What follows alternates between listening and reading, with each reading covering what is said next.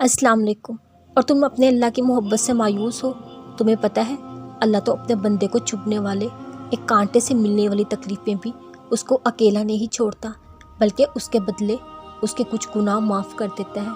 और तुम्हें लगता है कि वो दुआएं जो तुमने इतने दिल से अल्लाह पे यकीन रख के अल्लाह से बार बार मांगी है, सुनी नहीं होंगी।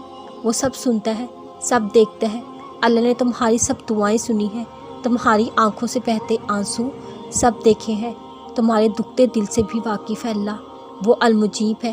वो कहता है जहाँ कहीं भी तुम मुझे पुकारोगे, दुआ करोगे, ये बात याद रखना, अल्लाह तुम्हारे साथ है।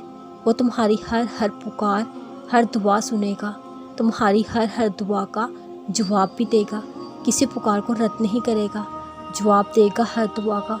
बस तुम सब्र करना, अपने रब पे यकीन रखना, उसकी रहमत और मोहब्बत से कभी मायूस ना होना, हालात कितने ही ख़राब क्यों ना हो। तुम्हारे पास तो अल्लाह है, तुम्हारे हर गम दुख में तुम्हारे साथ। तुमने तो अल्लाह से दुआएं की हैं, तुमने तो अल्लाह पे यकीन रखा है। तुम क्यों मायूस हो?